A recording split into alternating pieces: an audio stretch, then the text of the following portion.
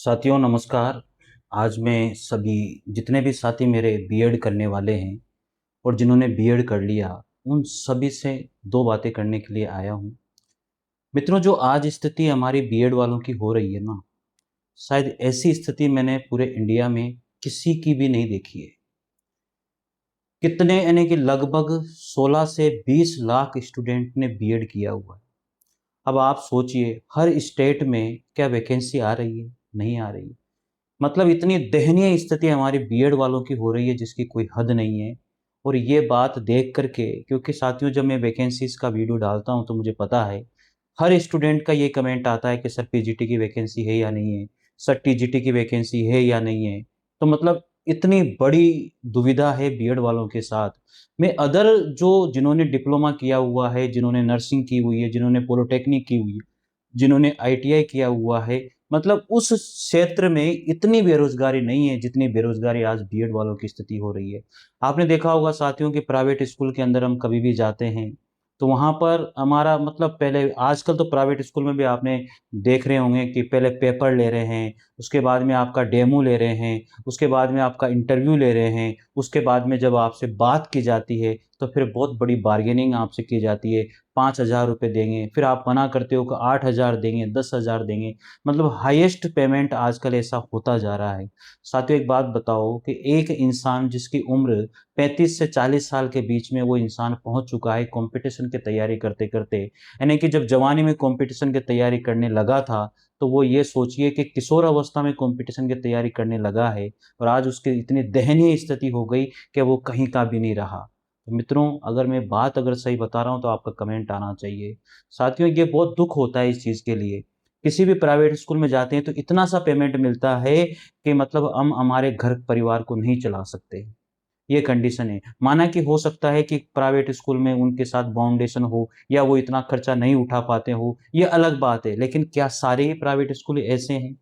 मैं किसी private school का नाम नहीं ले रहा हूँ, लेकिन क्या सारे ही प्राइवेट स्कूल ऐसे हैं? नहीं है ना ऐसे। तो भई एक बात बताओ, जो व्यक्ति आपके यहाँ पर कंटिन्यू वर्क कर रहा है, कंटिन्यू काम कर रहा है, लगातार मेहनत कर रहा है, तो आप उनके लिए कुछ तो कर ही सकते हो ना। कर सकते हो भाई। एक बात बताओ, इतना पेमेंट तो उसको दे सकते हो ना कि उसका घर परिवार चल सके, तो देना चाहिए स्कूल को। लेकिन साहब नहीं। और आजकल इतना बड़ा सिस्टम हो चुका है कि आपको 7:30 बजे बुलाया जाएगा, 3 बजे आपको छोड़ा जाएगा। इतनी दयनीय स्थिति हमारे बीएड कैंडिडेट की हो रही है। आप देखे होंगे कि हर स्टेट में ऊँट के मुँह में जीरे के समान ऐसी वैकेंसीज़ आती है। इतने हज़ारों फॉर्म भरे जाते हैं, असफलता दर असफलता पर वो बेचारा बैठा रहता है, इतनी मुसीबतें वो झेलता रहता है। आखिरकार वो हार मान कर के कहीं न कहीं कोई न कोई जॉब करने लग ही जाता है। लेकिन आप सोचिए, अगर इसी तरह बीएड वालों की स्थिति होती रहेगी, तो क्या स्थिति, क्या भयानक स्थिति हो जाएगी। सरकार एक तरफ तो कहती है कि इतने सारे टीचर्स की ज़रूरत है, इतनी सारी वैकेंसीज़ खाली है, इतने सारे टीचर जॉइनिंग करवाएँगे, इतनी सारी पोस्टिंग देंगे, इतनी सारी वैकेंसीज़ आएगी। जब वैकेंसी आती है तो ऐसा लगता है कि जैसे ऊँट के मुँह में जीरा, यानी कि आटे में नमक के समान वैकेंसी देखने को मिलती है। साथियों, आज मैं उन सभी बेरोज़गार जो बीएड वाले जो मेरे भाई-बहन हैं, मैं उनसे ये कहना चाहता हूँ कि अपने पैरों पे खड़ा होने के लिए आपको मेहनत करनी पड़ेगी और मेहनत करने के साथ-साथ आपको पढ़ाई करनी ही पड़ेगी। साथियों, ऐसा कोई इंसान नहीं है जो पढ़ाई नहीं करता, सब पढ़ाई करते हैं। आप खुद देखिए, सब मेहनत करते हैं। कौन नहीं लगना चाहता जॉब? कौन नहीं लगना चाहता गवर्नमेंट जॉब? जहाँ तक उसकी हिम्मत होती है, जहाँ तक उसकी ताकत होती है, जहाँ तक वो कर सकता है, उतनी मेहनत करना चाहता है और करता है। जब असफलता दर असफलताएँ मिलती है ना, तो वो टूट जाता है। आखिरकार फिर सोचता है कि यार अब मैं नहीं कर सकता। तो ये स्थिति आज हमारे बीएड भाइयों की हो चुकी है। आप देखोगे कि यूपी के अंदर, एमपी के अंदर, राजस्थान में हर जगह पर इतने जितने परेशान आज बीएड वाला है ना, उतना शायद मुझे लगता नहीं है कि कोई बीएड वाला होगा। या कोई दूसरे डिपार्टमेंट वाला होगा या कोई दूसरे स्ट्रीम वाला होगा या कोई दूसरा जिसने डिप्लोमा किया हुआ होगा, ऐसा मुझे लगता नहीं है कि जितना परेशान आज बीएड वाला। तो बीएड वालों के साथ ही ये अन्याय क्यों?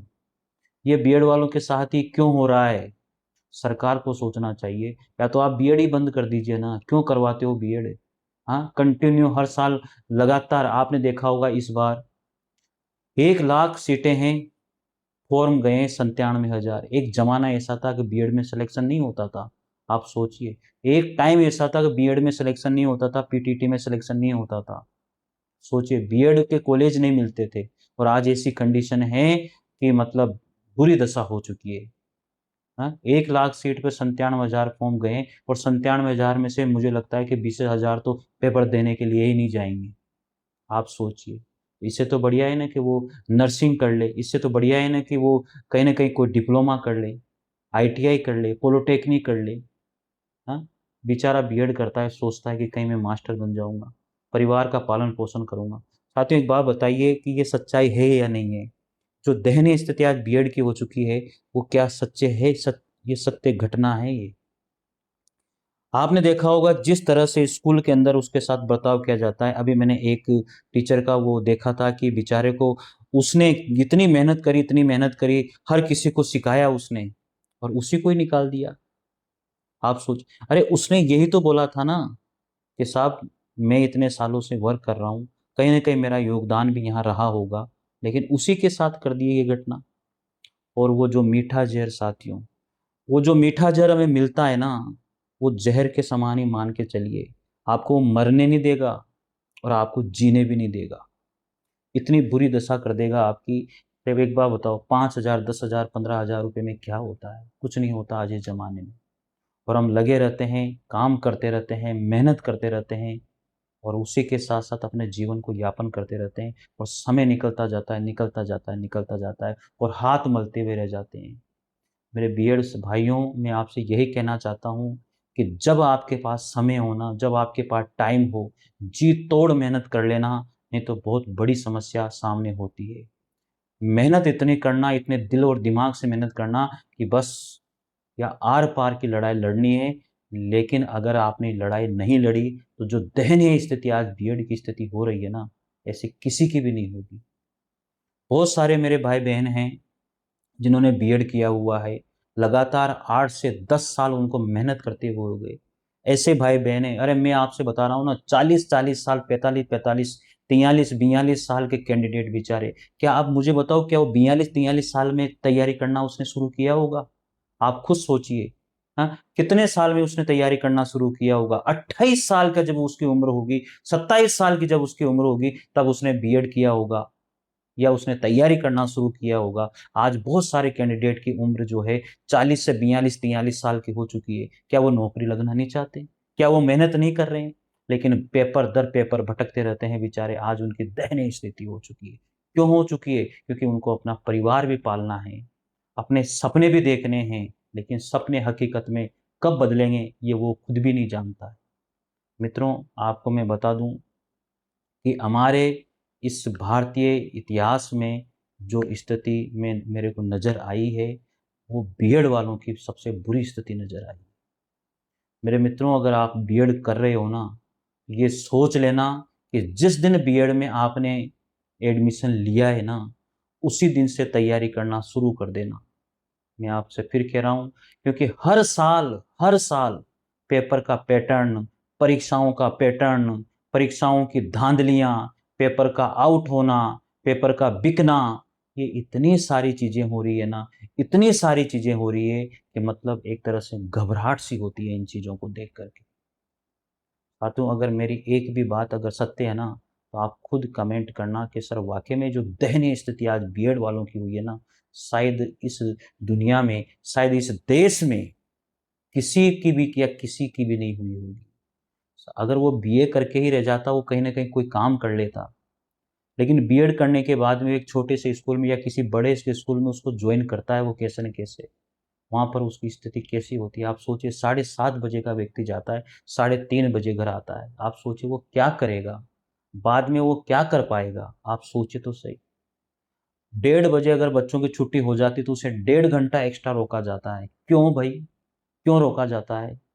अब आप सोचिए, ये तानाशाही है नहीं तो क्या है? अगर मैं गलत बोल रहा हूँ तो साहब आप गलत कमेंट कर देना, लेकिन अगर मेरी एक भी बात में सच्चाई है ना, तो आपका कमेंट आना चाहिए।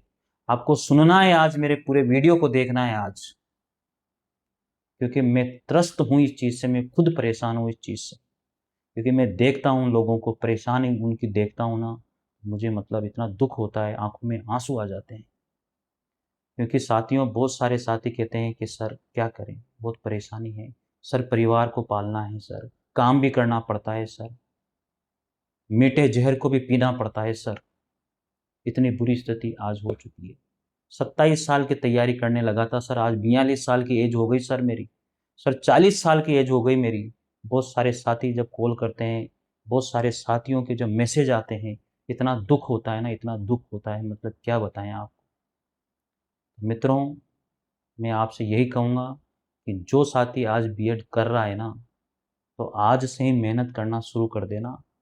और मेरी एक भी सच्चाई, अगर एक भी बात आपको अच्छी लगे तो कमेंट ज़रूर कर देना, लाइक ज़रूर कर देना साथियों। क्योंकि मुझे आज फ़ील हुआ ये कि जो स्थिति इस दुनिया में, इस देश में जो बीएड वालों की हुई है ना, अरे आप देखिए कितनी सी वैकेंसी आती है, हाँ? 10 सीट होती है, 1 लाख फॉर्म जाते हैं, आप सोचिए। 2.5 लाख, 2 लाख फॉर्म जाते हैं, 10 सीट होती है। कितना कॉम्पिटिशन है भाई, कैसे फाइट करेगा वो एक बंदा? हज़ारों रुपए बिगाड़ करके पेपर देने के लिए जाता है, आप सोचिए। डीएसएसबी में कितनी सी सीट आती है, पूरे इंडिया के फॉर्म भरते हैं, कितना कॉम्पिटिशन है। अलग से बार्गेनिंग, अलग से चीज़ें हो जाती है, हाँ? नॉर्मलाइज़ेशन हो जाता है, अलग-अलग शिफ्ट में पेपर लिए जाते हैं। नॉर्मलाइज़ेशन का भुक्तभोगी मैं खुद भी रहा हूँ साथियों, आप लोगों को बता दूँ। ये दर्द, ये दुःख मैं बयाँ नहीं कर सकता आपके सामने।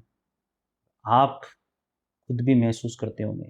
मेरे भाई-बहन जो 35 साल, 40 साल लगातार मेहनत कर रहे हैं, हो चुके हैं, लेकिन साथियों घबराना मत, घबराना मत, उम्र एक नंबर है, आपकी जीत होगी, जीतोगे आप। तैयारी करते रहें, करते रहें, करते रहें, जीत निश्चित होगी। साथियों, अगर थोड़ी बहुत भी सच्चाई अगर इन बातों में लगी है, तो आपको मैं प्रणाम करता हूँ और आपका कमेंट मेरे लिए एक मोटिवेशन का काम करेगा। और चैनल को ज़रूर सब्सक्राइब कीजिएगा, चैनल को लाइक और शेयर ज़रूर कीजिएगा। Thank you. जय हिंद, जय भारत। धन्यवाद साथियों।